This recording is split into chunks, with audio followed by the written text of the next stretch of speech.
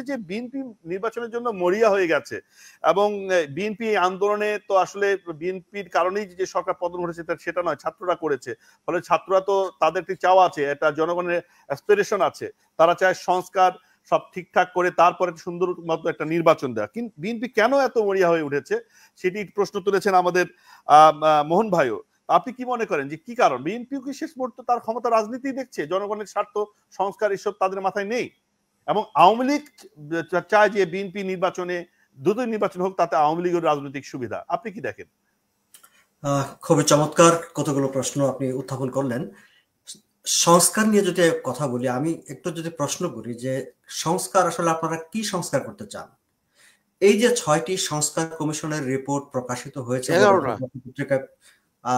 Commission, আচ্ছা প্রধান 6টি বলা হচ্ছে, কারণ ঐক্যমত্যের যে বৈঠকটি হয়েছে সেখানে 6টি কমিশনের প্রধানরা উপস্থিত ছিলেন, বাকিদেরকে সেখানে ডাকা হয়নি সম্ভবত।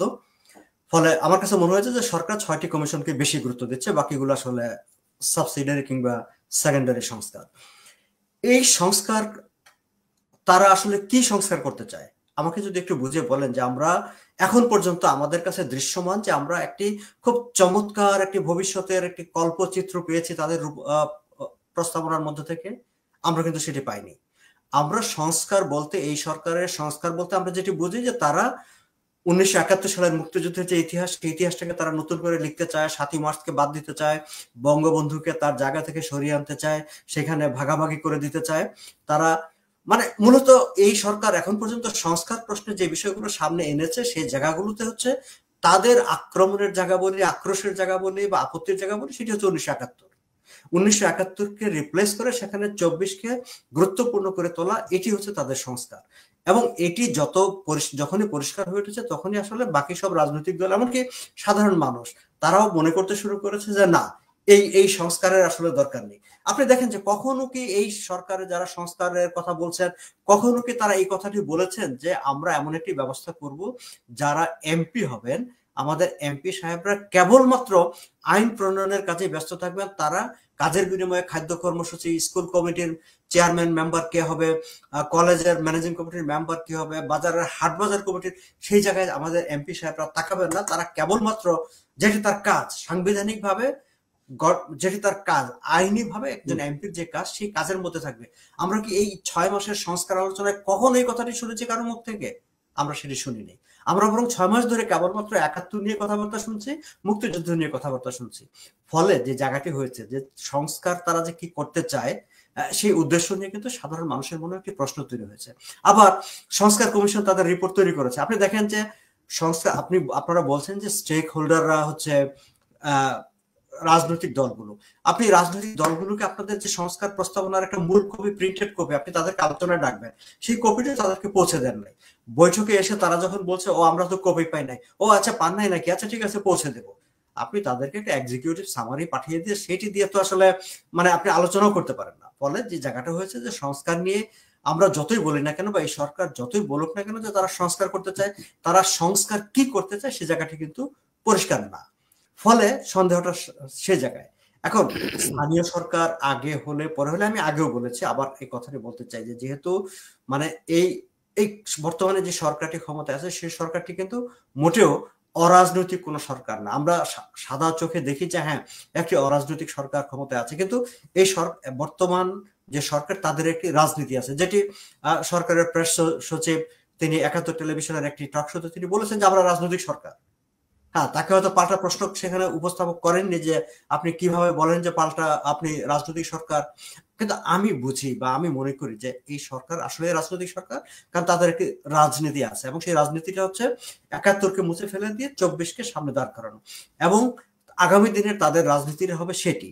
এবং এই যে যাদেরকে আমরা ছাত্র বলছি, যাদেরকে আমরা ছাত্র, এবং আন্দোলনের সময় যে বিএনপির ভূমিকা নিয়ে কথাবার্তা হচ্ছে, হ্যাঁ বিএনপি সেই সময় বলেছে, মির্জা ফখরুল ইসলাম বলেছে যে এই আন্দোলনে আমাদের ভূমিকা নেই। এমনকি এই যে যারা ছাত্র হিসেবে আন্দোলন করেছে, যে তারা যে জামাতে ইসলামী, তারা যে ছাত্র শিবির, তারা কি সেটি বলেছে? তারা কিন্তু সেটি বলেনি। তারাও কিন্তু সাধারণ ছাত্র হিসেবে আন্দোলন করে এসে, এবং সেই সময় বঙ্গবন্ধু শেখ মুজিবুর রহমানের মানে 7ই মার্চের ভাষণ থেকে, তার অসমাপ্ত আত্মজীবনী থেকে, বই থেকে উদ্ধৃতি দিয়ে, জাগরণের গান গেয়ে, স্বাধীনতার গান গেয়ে মাথায় জাতীয় পতাকা বেঁধে বেঁধে তারা কিন্তু আন্দোলনটি করেছে।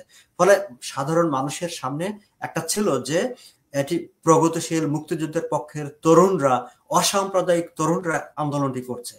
কিন্তু তার পরবর্তীতে যখনই সরকারের পতন ঘটছে, আমরা কিন্তু আস্তে আস্তে তাদের স্বরূপটা দেখতে পাচ্ছি, এবং আমরা এখন কিন্তু দেখতে পাচ্ছি যে না, তারা বলছে ও না, আমরা আসলে সেই সময় ছাত্র ছিলাম, কিন্তু আসলে আমরা সাবেক শিবির কিংবা শিবির।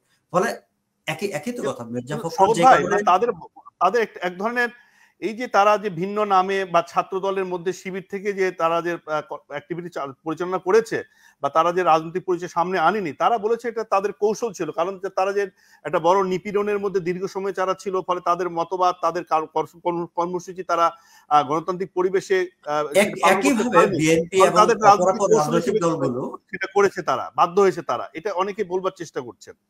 একইভাবে বিএনপি এবং অপরাপর রাজনৈতিক দলগুলো কিন্তু একই কথা বলতে পারে যে আমরা যে মাত্র বলতাম যে আমরা এই আন্দোলনের সঙ্গে আছি, কিংবা মানে সেই সময় তো সরকার বলার চেষ্টাই করেছে যে এটি ছাত্র শিবিরের আন্দোলন, এটি সরকার পতনের আন্দোলন, এবং বিএনপি এটির পাশে দাঁড়ানোর পক্ষে দাঁড়ানোর মাত্রই তো সেটি আসলে এই যেই আমরা যে জনতাকে আন্দোলনে নেমে আসতে দেখেছি। আপনি দেখেন যতক্ষণ পর্যন্ত সরকার পতনের আন্দোলন হয়েছে, মানুষ কিন্তু সে অর্থে মাঠে নামে নাই।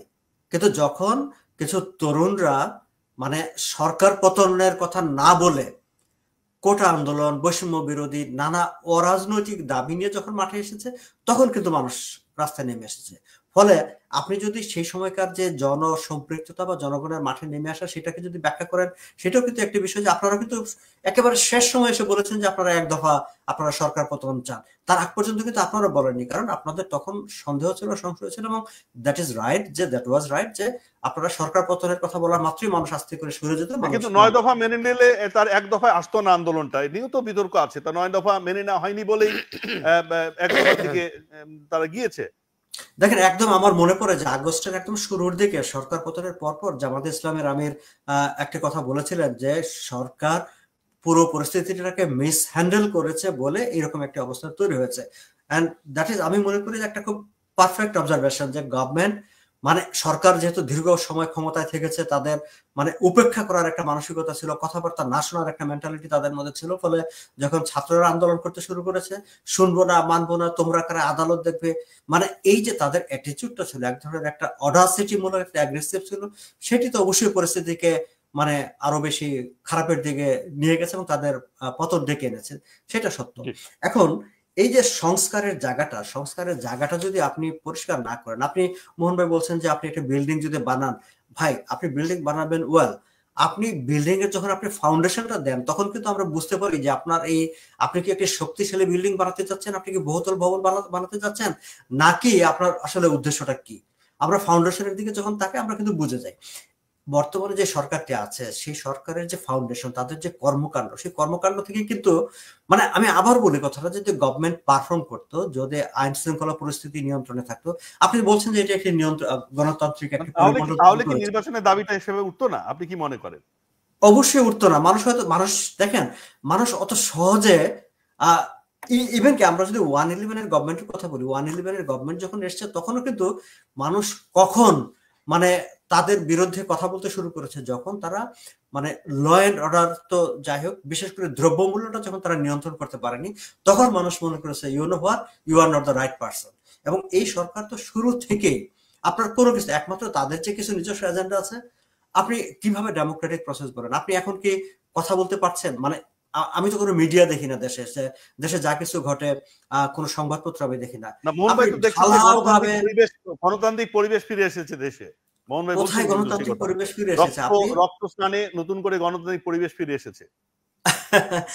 এখন দেখেন, আপনি যদি বলেন টেলিভিশনের পর্দায় বসে বলেন, এবং আপনি বক্তৃতা যদি বলেন, সে কথা তো আওয়ামী লীগও বলেছে, শেখ হাসিনাও বলেছে যে এত এর চাইতে চমৎকার কোনো গণতান্ত্রিক পরিবেশ নাই, আপনারা এখন থেকে কেন ফ্যাসিস্ট বলছেন? এই কথা তো শেখ হাসিনাও বলেছে, তাই না? যে আমি গণতান্ত্রিক আপনার কাছে আবার আসবো, একটু অল্টার করি।